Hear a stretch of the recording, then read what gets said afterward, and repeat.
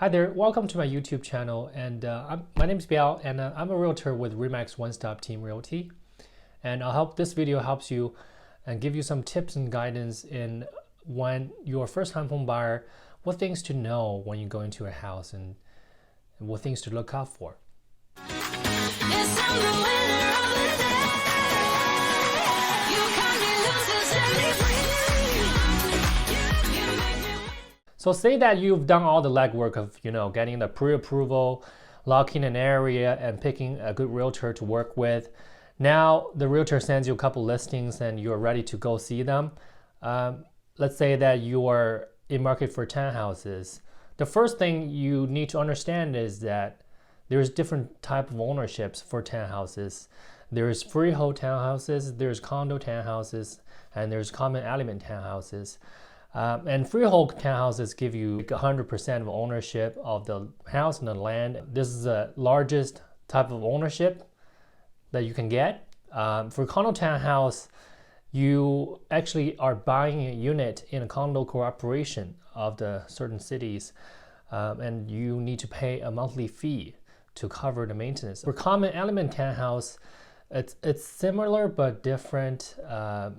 It's similar in terms of monthly payments. You still need to pay a monthly fee, typically less, but you do own the house. It's not a unit, but the land that the house is sitting on is tied to a common interest of a condo corporation. Say the park, the garden, the driveway that everyone shares. You need to pay a monthly fee to support that. So now you're understanding what type of ownership you're getting into, and then you say that fine, I'll live with that, and I'll go into the house. Like what should I see? What should I know? First, I always look out for the layout.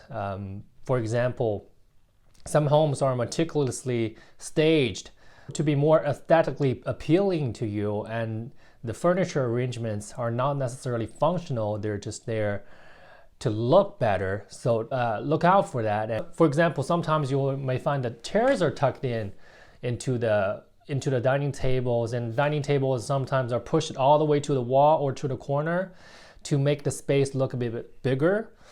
Make sure that you can picture your own desk, your own dining table there, and does it fit in a common day-to-day use? Does it fit when your kids are running around? Or any other things you might think of. The second thing that I pay most attention to is actually the direction of the house and whether it is south-north or west-east, because a lot of people actually prefer south-facing units or houses because it gets the most even sunlight throughout the day, and the house just looks brighter that way. So make sure that you know the direction of the house is facing, and you can learn that information on the listing when there is a section called frontage.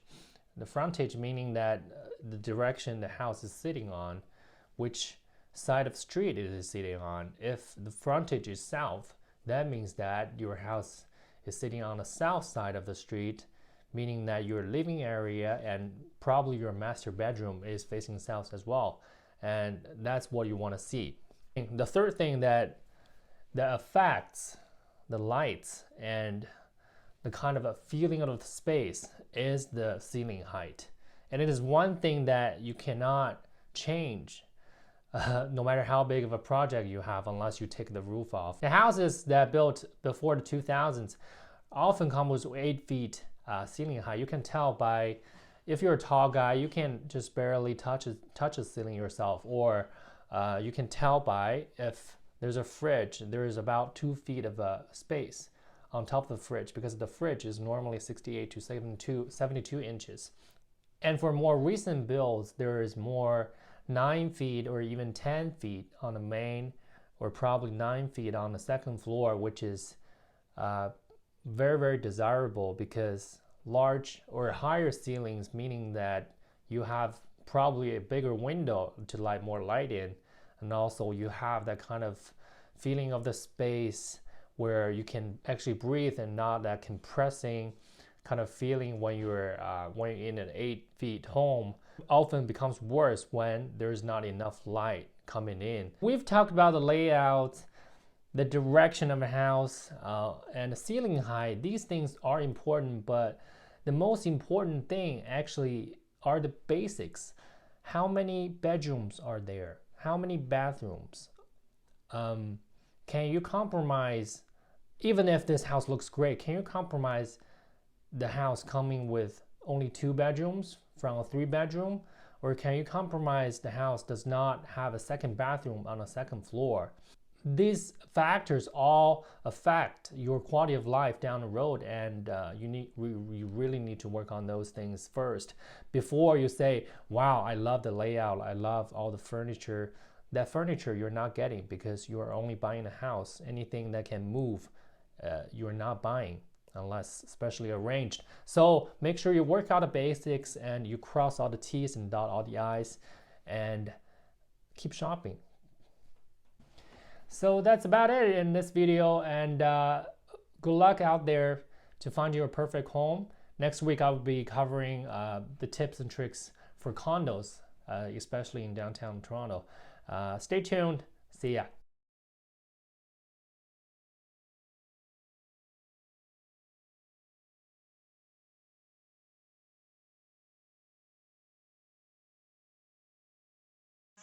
You're like a circle that floats around me, keeping me safe and sound. And when I fall, you tied a rope to me.